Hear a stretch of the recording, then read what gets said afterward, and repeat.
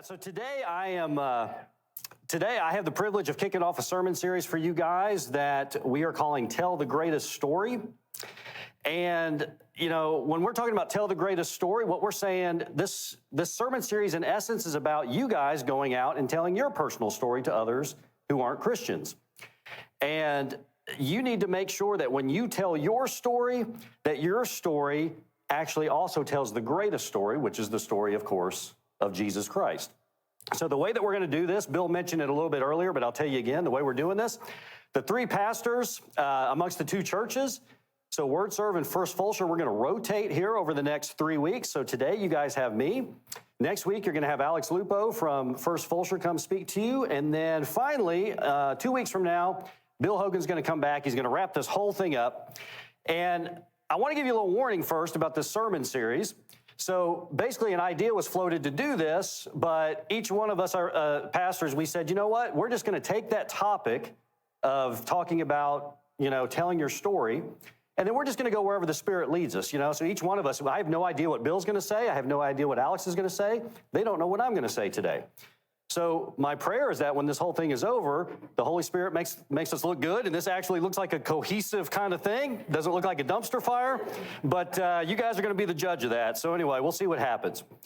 So I tell you, when we decided to talk about this topic of kind of mobilizing the people in the church to go out and to share their story, what we in the church call, sharing your personal testimony. When we talked about that, we said, we want to mobilize people to go out there and do that kind of thing. I got to admit, my first reaction to that is I cringed a little bit. It made me a little bit nervous, a little bit concerned. And I'll tell you why. Have you guys ever seen the movie Karate Kid 3? Yeah, see, most of you didn't even know that Karate Kid 3 even existed, right? So I bet you all saw the original Karate Kid, right? Fantastic movie. That's like one of those huge movies. Everybody saw it. It's a classic. And then, because that movie made way too much money, they couldn't stop there, so they had to make a sequel to it. And the second one, was pretty good. It was okay, if you saw that. But I think it's pretty hard to catch lightning in a bottle twice, right? So I think a lot of people checked out at that point. But they weren't done. They made some more movies. So later on, I found out that they made a movie, and apparently the Karate Kid doesn't even have to be a dude, right? I think about it, that's not gender specific, right? So later on, they made a movie, and that actress Hilary Swank, she was the Karate Kid in one movie. And then later on, they did another one where it was like a reboot with Jackie Chan and Will Smith's son, and they were the Karate Kid. And so you're thinking, okay, I think they've stretched this as much as they can. But now they have a TV show, right? Like 30 years later, Cobra Kai. Any of you guys watch that show? So some of you are nodding your head. You like that show. Apparently, everybody from the first movie, they brought them all back. They brought all the original characters back, and now they're all married, and they have kids. And apparently, they're still managing to get in karate fights as 50-year-olds. I don't know. I don't watch the show, so I really don't know how it works. But so anyway, that is a lot more Karate Kid than I thought was ever possible. That franchise really has some legs to it, apparently. But the thing is, out of all of that stuff I just told you, the least known of all of those things is Karate Kid 3. And I think it bombed big time at the box office, and the movie wasn't very good. So I think everybody's just kind of trying to pretend it never existed. So when I think about churches getting Christians all excited to go out there and share their testimony, which is normally a good thing, but it makes me a little nervous, like I said, and it immediately makes me think of the Karate Kid 3, that movie. Because I'll tell you, in that movie, the people from the first movie who Daniel got the better of course, they're very upset. They can't move on with their life. A high school karate tournament has defined their life. They cannot move on from that. So they got to get revenge on this guy. So, what they do is they go Daniel into re-entering another karate tournament.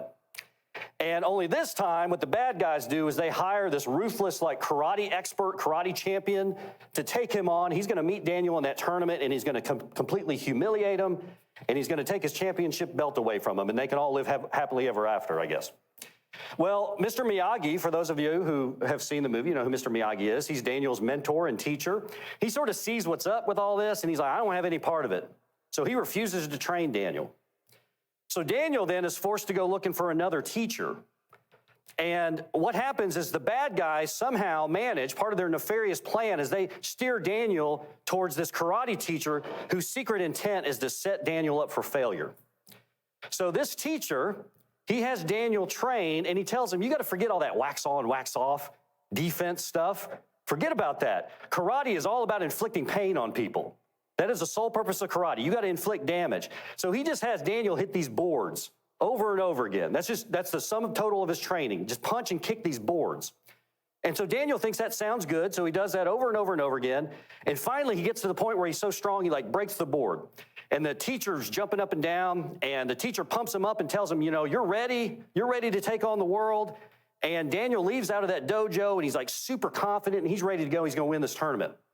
And then what happens is when Daniel encounters his adversary for the very first time, the guy completely kicks the tar out of him. This guy just mops the floor with Daniel. It's pathetic, And Daniel gets completely destroyed. It's not even a contest. He wasn't equipped to deal with this guy at all. And Daniel went out, and he's full of all this false bravado. And then what happens is because he's unprepared, he sort of gets his butt kicked for it, okay? So I tell you this because just to be real, I don't want to pump you up here today and tell you that you can just work on your personal testimony and then, send you out on fire and then find out later that you got completely humiliated by a 20-year-old woke college student, who you decided to tell your story to and they threw it right back in your face. So you walk into that kind of thing unprepared, and the only thing that you're going to accomplish is that person you're trying to tell your story to, they're probably going to become even more hardened towards the church and towards Christianity. And then what may happen to you is you may get discouraged so much to the point that you decide, I'm never going to try to evangelize again. Now, obviously, we don't want any of that to happen, right? You all seem like nice people. I want you to do well. So all I'm saying is that as we talk about this, about sharing our stories, we just want to be smart about all of this. So today, we're talking about telling our story, but also I want to talk about sort of evangelism in general and how it works in 2023. So let's see if we can figure out some ways of maybe being more successful when we share our story, because evangelism, it's tricky business these days, right? That's why a lot of people don't even try. Now, to start off with, we got to look to what does the Bible say to us about evangelizing, about sharing your personal testimony? Well, it says this, the Apostle Peter, in 1 Peter 3:15, he says, but in your hearts revere Christ as Lord and always be prepared to give an answer to everyone who asks, you to give the reason for the hope that you have. So I look at that, and a couple of thoughts immediately come to my mind.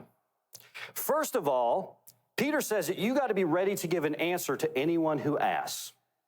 Now, I don't interpret that as Peter telling me to go walk up to a total stranger on a street corner, who's late for work, who's just trying to catch a bus, and then I'm going to grab him and stop him and interrupt him and spring some kind of 60-second gospel presentation on him that I've memorized.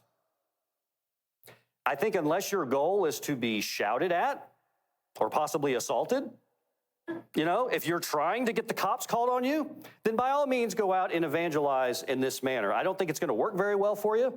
I don't think it's effective whatsoever. And I think really the only thing that kind of thing tends to do most often is make people hate Christians in the church even more. But I'll tell you, at least if you go out there, a lot of people do it that way because they say, at least I can say I'm doing something. I'm better than all those Christians who just sit there and don't try to evangelize at all. Well, I think there's another way to do it. So I think the implication of what Peter is saying is that you're at least supposed to be in some kind of dialogue with a person first. And then at some point in that dialogue, they will ask you, or in other words, they will prompt you to tell them about Jesus or tell them why you follow Jesus. And so from there, then of course, it seems like the appropriate time to then share your story. Now, the second thing I noticed about what Peter was saying is that you must be ready at a moment's notice to give this story, because it's true, you may never know when someone's going to ask you about Jesus. But in that moment, you have to be able to give the reason for the hope that you have. So I'll tell you, the way a lot of people interpret this is that they think, I got to be ready when the moment comes. So I'm going to develop a 60-second gospel presentation that I have well thought out. And in this, I got to unpack the theology of Christ and the theology of salvation. And this has got to cover the entire scope of the Bible. It's got to be efficient. It's got to be digestible. It's got to be effective. I got to do all this in 60 seconds because I may not have more time than that with this person. And I'm telling you, when I tell them that I worked so hard on this, they're going to hear that and they're going to be blown away. It's going to change their life right there in the moment. Total stranger. Well, I think if that's what you think Peter is telling us to do, I think you're missing the mark. Because Peter says that you have to be ready to give the reason for the hope that you have. In other words, you have to be able to articulate why you are a Christian. Okay? You have to be able to tell someone how your life has been improved by knowing Jesus. It has to be personal. So if you can't articulate that to somebody without memorizing a script, then I tell you, that may mean that maybe your life actually hasn't changed all that much since being a Christian. Maybe you don't really know Jesus as well as you thought you did. And I'll tell you, if you can't, tell someone from personal experience what God has done for you in a believable way, well, then you go out and you start sharing your testimony, the obvious lack of certainty that you have, the lack of credibility that you have, it's not going to inspire anybody. You're not changing anybody's life. So yes, telling your story in a way that allows people to see that you didn't just memorize a script, but rather that the gospel is actually personal for you, that you can articulate easily from multiple different ways how God actually changed your life. Well, of course, that is an integral part of the evangelism process. But hear the language I just used there. I used the phrase evangelism process. I did that on purpose because today, sharing Christ, that's more of a process than it's ever been. Getting somebody to accept Jesus for the first time is something that's not going to happen overnight. So if telling your story is an important part of the process, well, then I guess the question for today would be, well, then when is the right time to share my story? How do I know when it's the right time? Well, to help us out with this, there were two guys, Don Everts and Doug Schaup. They researched that question and a whole bunch of other questions about evangelism, and they published their findings in a book that was called I Once Was Lost. And in their study, what they found in all their research, they found that there's actually 5 thresholds that people pass through before they become a Christian. Someone who's not a Christian at all, there's these 5 kind of steps that they have to go through before they become a Christian. And we've got it up there on the screen. I don't know if you can see it. So basically, it's trusting a Christian to then wondering about a Christian, opening up to change, then seeking after God, and then entering into the kingdom, meaning somebody accepts Jesus and converts to Christianity. So taking a look at that, to me, what the big revelation in that is that people won't even begin to even wonder about Jesus, let alone become open to hearing about him or accepting him, so that he can change their life. They won't do any of that until they first meet a Christian that they can actually trust. That's the first step in the whole process. So, if you want to be an evangelist today, and you want to go out and you want to save the world, and you want to turn all those atheists into Christians, and win all these souls for God, well, the thing that you should be most worried about, and in fact, the only thing you should care about in the beginning, is building trusting relationships with people. Now, let me ask you, how long does it take to develop a trusting relationship between two people? How long does it take? 1-2 months, okay. So we know there's no set amount of time, right? It's going to depend on the person. It's different for everybody. But do you think we can confidently say that it doesn't happen in 60 seconds? It takes 8 minutes just to get abs, right? It's one of my dad jokes. I had to throw one in. 30 minutes to take a decent nap, okay? So imagine how long it's going to take to actually build trust between you and somebody else. So if you actually have a relationship with somebody and they will come to trust you, well, something tells me they're going to give you more than a minute to share a little bit about what's most important to you in your life. Okay, you'll have built enough of a relationship by that point. Of course, they're going to listen to you. So I will tell you, I say this, I'm a little sorry if you spent all that time at your previous church in the Baptist church memorizing that elevator speech. Some of you are laughing because you probably did that somewhere else, where you memorize a 60-second speech. You may be on the elevator with somebody, and you just turn to them and you start telling them about Jesus. And and you may only have 60 seconds between the 11th floor and the first floor or something. I'm sorry, you may not ever get to use that speech. And if you do, I don't think it's going to work for you. So I'm sorry to tell you that. But anyway, so evangelism isn't accomplished in 60 seconds. And unfortunately, sharing the gospel today, it's a lot harder than it used to be. So back in the day, like in my parents' day and my grandparents, like in their generation in this country, there was a positive societal pressure that was sort of pushing everybody into the church.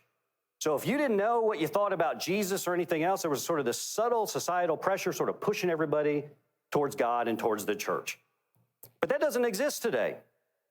That's been gone for a long time. It's totally gone. Today, the church is perceived by most people to be an enemy of society, not a friend. That's why this trust factor is so important. Because people are more hardened today than they used to be. They don't trust Christians. They don't trust the church. They don't trust you. So that has to be overcome first.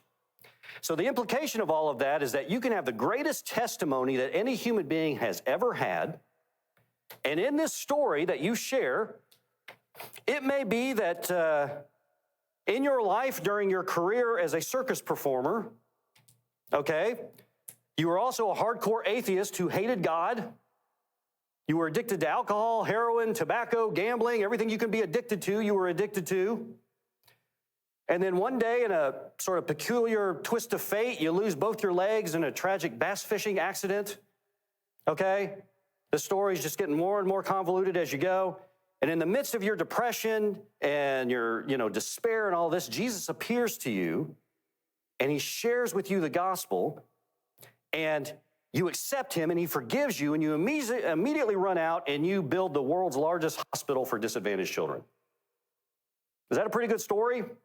I bet you none of your stories are going to be that interesting or that crazy. The thing is, you could have a story that crazy, that interesting about how God changed your life, and yet if you share it with that person before you've established a real relationship and a real trust, they're not going to accept it at all.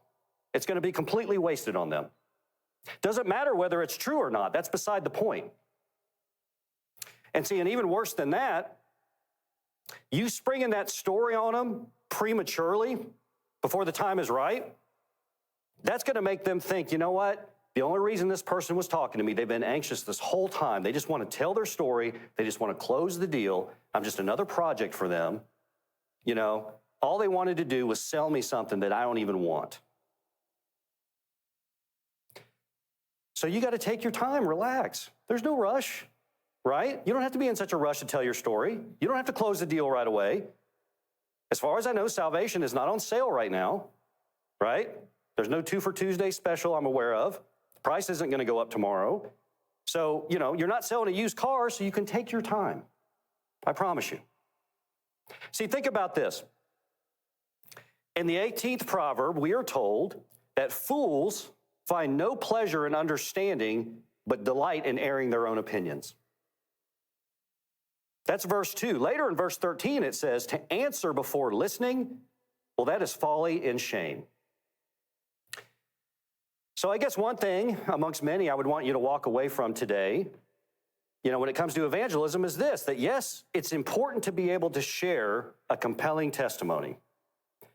But it's far more important and far more effective to be a good listener first. So you need to care more about what the other person has to say before you say what you want to say.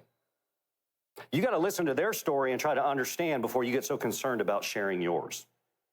That's what I would say.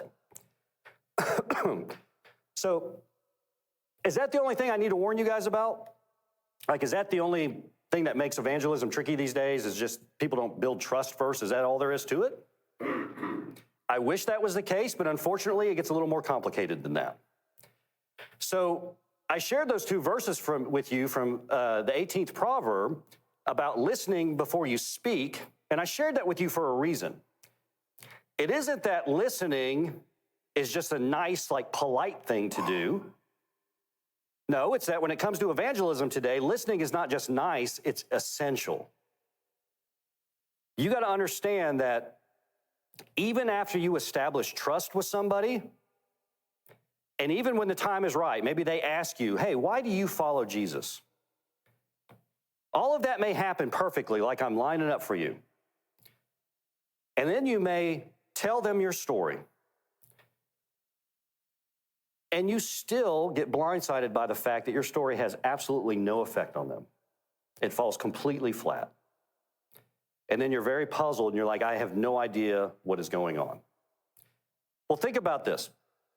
So I'm 49 years old. I accepted Jesus, I think I was like 27 years old at the time. So that would have been right around the turn of the century. So right around like 2000, 2001, that's when I accepted Jesus for the first time. Now, I accepted Jesus for a lot of the same reasons that my parents and my grandparents' generation accepted Jesus. What it was is I was wrestling with guilt, and I discovered that the source of my guilt was that I was not as good of a person as I thought I should be, and that bothered me. And so I thought the meaning of life was to be good. And because I wasn't as good as I should be, well, this secretly brought me a great deal of distress, a lot of guilt. And so then it was, society and then some friends that were Christians. They sort of steered me towards Jesus and the church. And I discovered Jesus was the only one who could forgive me and remove this burden of guilt from my life. Now, does that resonate with any of you guys? If you accepted Jesus at some point in your life? Any of the stuff about guilt and not feeling like you were as good as you should be? Yeah. I tell you what, when I go next week and I go over to First Fulshire, where we have all these retired people in their 70s and 80s, I'll tell you what, that message is going to ring true for them big time. It's going to resonate. They're going to relate. So I can take this truth that was in my life about how I came to know Jesus and what motivated me to seek him out, and then I can put all of that into a well-crafted testimony. And then I can actively seek opportunities to maybe go out and meet some people who aren't Christians. So let's say that I decide that I want to find a place where I can go find some 20-something-year-olds and hang out. That's going to be really hard. I'm 49, so how can I do that in a way that's not weird and creepy? I had to think about this. But you know what? I used to play soccer, and I thought, you know what? They have a lot of like co-ed, like recreational soccer leagues with people and stuff. I could go join one of those, mixed ages, and there'd be a lot of young people in that, and that would be maybe my way to meet some new people. So let's say I do that. I join that. And over time, after the other people get past, making fun of me because I'm the 49-year-old guy in the group, after they get past that, maybe they eventually invite me out and I accept their invitation to go out and, go to a restaurant or whatever and sit around and share stories. So let's say that after months of this, the right time finally comes for me to share my story, and we're like at Applebee's after a game or something, and everybody's sitting around, they're having a drink or whatever they're having. And they finally ask me why I'm a Christian. And so let's say I lay it on them and I pour my heart out. And I'm so proud of my story and I can't wait to see their reaction. And then it's just like crickets. They don't want to be mean to me, but they have this look on their face like what I just said was terrible. See, the problem when you're sharing your personal testimony, you can't just have one script, one story that you come up with that's going to work for all people in all situations. You have to consider the audience that you're speaking to. See, what you don't realize is that your personal testimony was based on certain assumptions that don't exist anymore.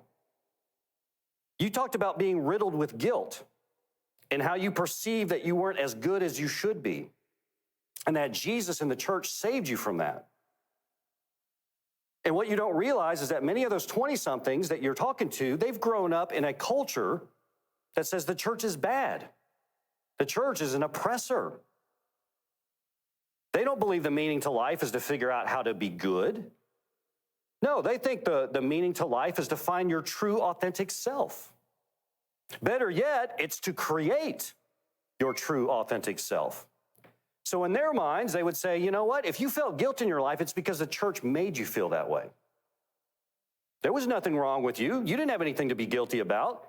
It was just that society was suppressing this inner being inside of you, and you just needed to rid yourself of the chains and the oppressors so you can go out and be free to express who you really are without guilt.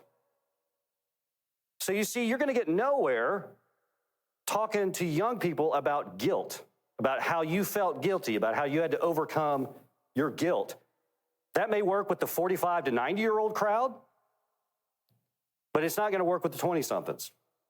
They don't want to hear that stuff because they don't feel there's anything a person needs to feel guilty about.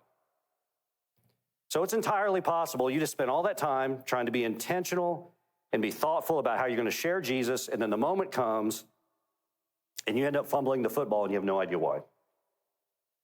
So what can you do? Well, maybe you're starting to realize that this isn't your grandmother's evangelism anymore today, right? Sharing the gospel of Jesus to a super woke, secular humanistic culture tends to get a little complicated, right? It used to be a lot easier back in the 1960s when you told people about Jesus. But it ain't that day anymore. Our methods have to change. Our whole mindset has to change. The gospel is still the gospel, so we don't compromise that or water it down, but we may have to present it in a new light. So I want to give a lot of credit for what I'm saying and what I'm about to say to a guy named Tim Keller. I don't have any of you familiar with his work? Excuse me. So Tim Keller just died recently. Great loss to the Christian world. He's a Presbyterian pastor. He built a mega church in New York City, the most secular place in this country, and was successful. So he's like a master of evangelism. So a lot of what I'm saying is his stuff. I tell you, look him up if you don't know him. So Tim would say that you got to get people to the place where they want the gospel to be true before they will ever accept that it is true. So this is why you're wasting your time giving someone all the evidence for the resurrection, and proof of the historical Jesus and all of that stuff, if they don't even want it to be true in the first place. Doesn't matter what evidence you give them. They don't want it. So you got to spend enough time with them until they finally get to the point where they trust you enough to be vulnerable. And you may get to the point where they actually admit to you that the way that they are living their life is leaving them less than fulfilled. And they're having a lot of problems. And at that point, it's the opening to you, and you can say, you know what, I hear all these things you're struggling with. And here's the thing, I have better resources, for dealing with what it is that you're going through. And then you can tell them your story and you can tell them about Jesus. But they got to get to the place where they want it to be true first before they're going to hear anything. So they got to want it to be true. And then you can start getting into all kinds of interesting discussions, like discussions about things like identity. You see, today, everything's about identity, right? Would you agree with that? Everything's identity today. So Tim Keller would say, as Christians, we have an identity that is received and not achieved. That's not true, however, for a lot of people today, living sort of according to this philosophy, the secular humanist philosophy, where they think the meaning to life is about creating your true, authentic self. Meaning, hey, I get to decide, I am whatever I say I am, and you have to accept it. That's kind of the way of the world right now. So when you decide who it is that you're going to be, you make up your own identity, that's something you achieve for yourself. Nobody gives that to you. However, once you create this identity for yourself, then you have to keep demonstrating over and over again that you're faithful to it. So there's sort of a performance aspect to it. If you meet somebody who subscribes to that, and you can get them to trust you enough, again, so that they'll be honest, I bet what they're likely to tell you is that living that way is completely draining and impossible to live up to.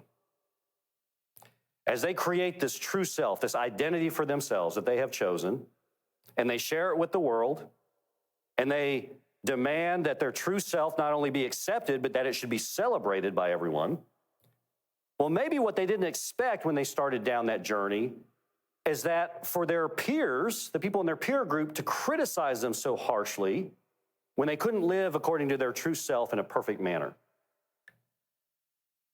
So for them, over time, there will be guilt, there will be shame that they feel because they can't live perfectly according to the rules that they have set up for themselves. And they can't handle people calling them out for it. So when your identity is an invention, and then others judge you based on your performance of that invention, well, then there's tremendous pressure in that. And you can never live up to it.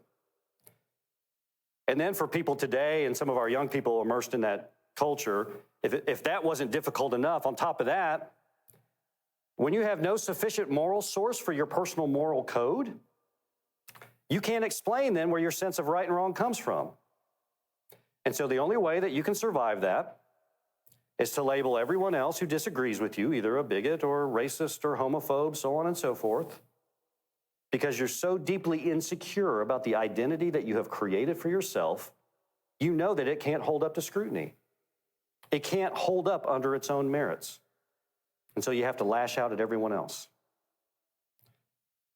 So if you could ever get someone to open up to you enough to admit that they have become a slave to this master that they have created for themselves, this false and invented identity, and that it has left them less than fulfilled, well, then that gives you the opportunity to share that Jesus is the only master who, if you get him, he will fulfill you, and if you fail him, he will forgive you. So I hope today I haven't muddied the waters too much, so much that I've discouraged you from evangelizing. All of us are called as Christians to go out and to make disciples. And so the only point I'm trying to tell you is that the church, if the church tells you that's really easy, all you got to do is come up with a good story, well, then they're doing you a disservice. But I'll also say evangelism is not so complicated that it requires you to have a sociology degree or a degree in theology. No, the truth is you already have all the skills that you need to be a successful evangelist. Let me ask you, have any of you in this room ever had a friend? Jimmy's still working on that, but the rest of you? Yes, you've had a friend. Did you already know that friend the day you came out of the womb, or did you have to meet him at some point? Of course you had to meet him at some point. Did you have to spend time with them, hearing each other's stories so you could build a foundation of trust? Of course. Did that happen overnight? No, it did not. You see where I'm going with this? All of you know how to make friends. All I'm asking for you to do is to go out and make some new ones, preferably ones who aren't already Christians. And then just be a good friend to them and listen. Listen to their stories. And when the time is right, the Spirit will tell you that it's time for you to share your story, share the gospel of Jesus Christ with them, and you may possibly change the course of their life. So with all that in mind, let our prayer this morning be this. Why don't you bow your heads with me as we pray? God, change the hardness in our hearts here this morning, and remove from us the fear of speaking with those who may disagree with us. So from this day forward, let us be bold, and let us also be loving and kind. Let us be good listeners, and let us care about those who are struggling. So Father, we see people in this world having such a hard time, and we see the bitterness they feel when their beliefs are failing them, when their beliefs are failing to satisfy them. So help us to show others that Jesus is the true answer to what they have been searching for this whole time. He is the happy ending to their story. It's Jesus who provides all of this. So thank you so much, Father. We lift this prayer up to you today through your Son, Jesus Christ, by the power of the Holy Spirit. Amen.